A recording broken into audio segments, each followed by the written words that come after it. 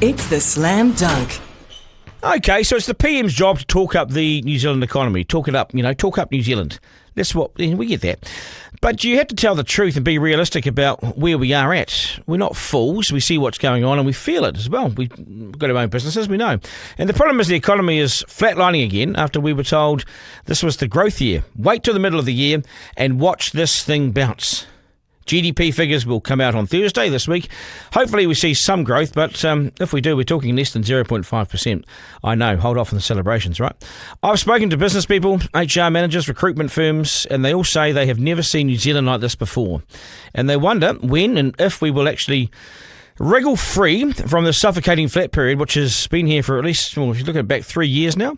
This was Shay Peters, the head of a big Wellington-based recruitment firm. He couldn't have been more despondent about New Zealand's future. Oh, it's awful. It's the worst I've seen it. Here's the sound of economic growth in New Zealand right now. It sort of goes along this.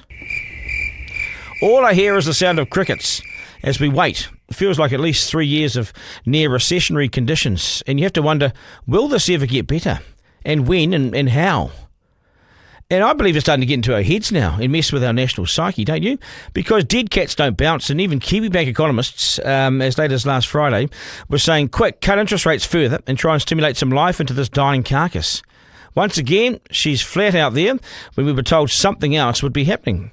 If this is the year of economic growth, then I want my money back on the false advertising stuff. On the grounds of false advertising. 27,000 more people joined the dole queue in May alone. What's happening? No, that's not good. In terms of, we've really dealt with, we're trying to get spending under control, which gets inflation down, gets interest rates down, gets the economy growing. That's good. But the last bit, the lag effect is the unemployment piece. Yeah, but right? that part fell apart. So your theory was you've got your spending under control to a degree. Inflation is down to a degree. Yeah, we're at this point now stuck.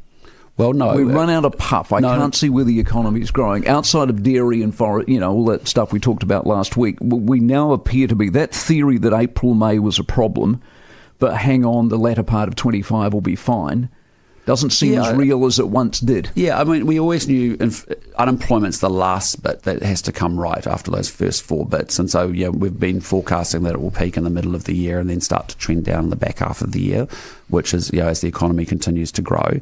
But like I just say to you, look, it is going gangbusters. You come out of the primary industries and you look at, double-digit growth in some of our sectors has been amazing. Tourism is coming back. Yes, we're pulling up the Australian and the Chinese numbers. That's what this is about. Gangbusters? 27,000 people who are working now aren't. And they've signed up for welfare. Is that gangbusters? How do you get away with saying gangbusters? For them, it's just busted. Far from going gangbusters, the economy's slowed again, hence why more people are out of work. Are you deluded, Christopher? Farming is good. Point taken. Yep. But a report out last Friday showed manufacturing is now in decline in New Zealand. Why? Manufacturing's been expanding. Yep. Now it isn't. Yeah. Why not? Well, it's been spluttering is the way I described it to our guys. But it's at least been expansionary. Yeah, it has been. But I think things like investment boost will help a lot. When as people start to think about tipping capital equipment into the manufacturing or advanced manufacturing that's going on across the country. That's been well received, actually up and down the country. I've been into a lot of small manufacturing businesses who plan to buy different machinery that often is a bit more productive than what they've got. So let's hope that works really well. And then continuing to expand market access. So those sort of two things we can do for them. No, I still am a bit unconvinced. Not much to back up your claims of going gangbusters there. Your press secretary, Michael Forbes, had more back up on his cell phone until he left it in the wrong place at the wrong time, didn't he? Well, the cops never warned you shows incompetence in your office and theirs. When you run the country, you should know this shit, surely. Anyway, another diversion. Did I tell you about the jobs in Melbourne? Early childhood teachers in Melbourne. So if you're from New Zealand with 1 year experience, you're being lured over there with an offer of $160,000. That's the package. That includes relocation allowances too. 12% goes into the big Aussie superannuation fund. Here you'll get 65K. And a Treaty of Waitangi compulsory course to sit, and 5 days of sick leave soon stripped from your pay packet. If the answer is Australia, then the question is clearly, where should I go to set myself up properly in life? The most compelling bit about the New Zealand economy right now is that we're close to Australia, and we can get a flight there. I checked it out this morning for $206 one way. It's cheaper to go to Australia than it costs to get to Invercargill from Auckland. One way flights are $382. Or if you stop halfway to Invercargill, you get in for $322. And here's the kicker in Invercargill, indeed right around New Zealand. We promise to pay you in New Zealand, 35% less than the same job in Australia, where the temperature today is 26 degrees compared to 7 in Invercargill. We're also about to take sick leave days from the 10, thanks Jacinda. So we're going from 10 to 5. Jacinda gave us 10. We're now going to 5. National says work is underway to take that from us. So there's 5 sick days gone. Basically too generous is what National said. It was far too generous for an illness leave, so that's about to change. Thank you for that. Add in the government cutting the KiwiSaver contribution in half and the billions saved from the reworking of the pay equity claims. And what's the selling point for this government? Workers, female workers are clearly the target of this government's cuts. You can't deny that. I always promise you we'll give both sides a whack. And I haven't even mentioned I haven't even mentioned the power prices yet, which are up 11%. Power prices up 11% already this year, with another 11% to go. We simply haven't built enough generation. The lakes are low, lake levels are low, and we're burning coal in Huntly to keep the country's lights on. We're burning coal. So much for carbon emissions. But Jacinda started this by banning oil and gas, and with gas shortages, we've got to burn coal. Spot prices are through the roof. And rising. She's a joke, isn't she? Running around the world, getting made up on TV and treated as some kind of minor rock star. Well, I'm telling fangirl Oprah and every other American airhead with a TV chat show featuring Jacinda that it's time to make a citizen's arrest. Detain her in the studio. The cops are coming. She's committed fraud. That is, she's posing as someone else. The great leader worried for the climate then left us burning more coal than ever. It's a joke, isn't it? And then she jumped on the plane, emitting the carbon-emitting plane to the States and back and forth. Am I being fair here? We're burning coal.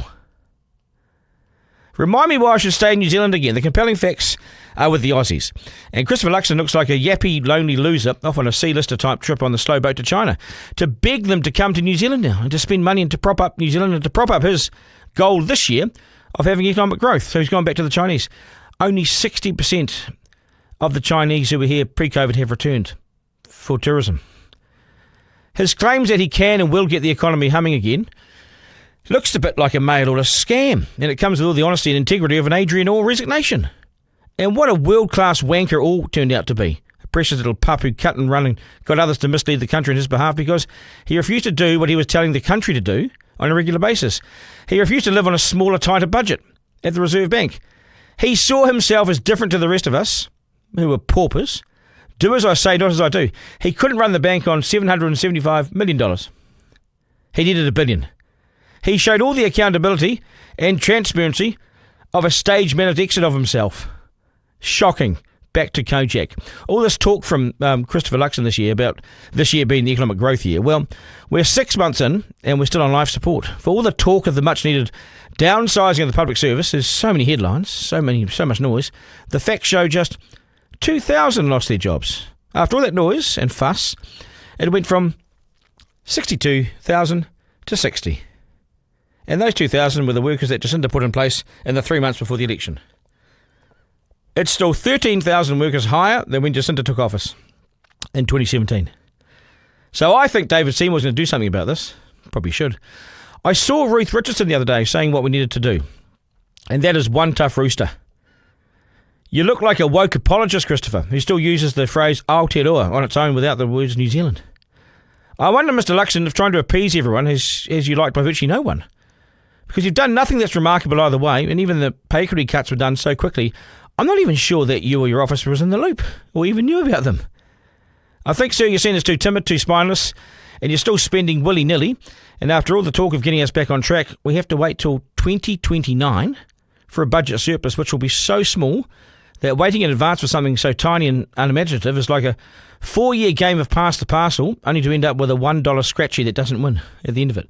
Sure, I know Trump's trade and tariffs reset's been terribly unsettling, so industries have put on hold spending decisions, investment decisions, but it's been an economic cancer. It's spreading to everybody and everything, and as a result, we've pushed the permanent pause button on spending. No matter what the industry is, interest rates have come down, and nothing's happened. We all expected the excess cash to be spent, so what are people doing with it? Squirreling it away? It's helping no one. There's no bounce. The only thing that is busy is the weekend road congestion and the obvious road rage that comes with it. With the boost in our population numbers through open door access in the last 5 years, the resulting congestion, especially in Auckland, how's this, at the weekends, is now considered to be worse than peak times during weekdays in Auckland. So weekends are now worse. We have made a right mess of this. Next time they talk about standards of living, make them sit in the weekend traffic in Auckland for punishment. Put them in there for the weekend. But back to the economy, and no one is spending. Home wallets are closed, business wallets are closed, and the farmers' wallets, at the best of times, they get a few cobwebs, those wallets, don't they? And they're still sitting on investment decisions. They're not making them. Sure, field days went well. Lots of noise, lots of talk, lots of new shiny inventions. But will the farmers back it all up and spend some of their big payouts? The data shows it's not flowing through yet. And not much is happening at all. Yet the PM describes the primary sector as going gangbusters. He's got a new word. That's now sort of colloquial for economic growth. Gangbusters. It's a bit of a stretch, Chris. It's a classic response from someone who, surrounded by sycophants. Sycophants are surrounding you, showing, you've been shown the shiny tools and people have told him what he wanted to hear. But how much of this has actually taken place in New Zealand? Is there a gangbusters economy going on? No. And we have a Prime Minister who's now off to China to tell them to return to New Zealand, please, because our tourism numbers haven't yet recovered to pre-COVID levels. In China, we have just 60% of the visitors here that we had pre-COVID. So he's on a charm offensive to convince the Chinese to come to New Zealand. I hope it's not a C-list tour. Whether they will come, whether they've gone elsewhere, whether they are even listening is just a guess. There's no guarantee the PM's message will work, but we've got to try something, right? In many ways, it shows how desperate we've become now for some activity for life, to get money, life, activity into the country, foreign exchange. The PM is making this whirlwind dash to beg for their return. Good on him, that's his job. Why have we dropped so far down the list for the Chinese? Where are they going now? If they're not coming here, where? Maybe the New Zealand experience has changed. Maybe the welcome here isn't what it used to be. Bitterness and anger has replaced the warm, Māori welcome, perhaps? I can't fucking tell you how pissed I am. Self-entitled egos have become attached to potty mouths. Have really fucked me off. Standards have lapsed. Inappropriate images have replaced presenting the right image. Trust and faith in the media has collapsed. So tow truck drivers in Christchurch East and Northern Mosgiel sit above journalists. We've done a terrible job. And do real estate agents, dare I say it, where do they sit with politicians? Well, they sit above the journalist as well. Freaking crazy, this bullshit. Charming, Debbie, charming. We've got to do better than spread such anger and hate. We have so much to be grateful for. Look at the Middle East right now and their current problems. We simply have nothing to complain about when you look at that context. Your beef is 200 years old. And we simply can't forever be making today's decisions by revisiting and judging something 200 years ago. It will end us. It'll finish us. We remain a small country so far away from our market, so far from everywhere. We have to work that bit harder and smarter to be seen to sell our goods and to make money. The economy is in poor shape, Debbie. We need to get it right. The race debate and the constant finger-pointing in an attempt to shame Pākehā is not working. We are pushing back to get a grip. You've got to get a grip. You have nothing to moan about. Get on with being part of the solution. Being part of the problem is exhausting the country. And it's now boring and tiring. Get on with making this country great for all of us and our visitors or manuhere. That's my wish. Editor-in-Chief with Duncan Garner.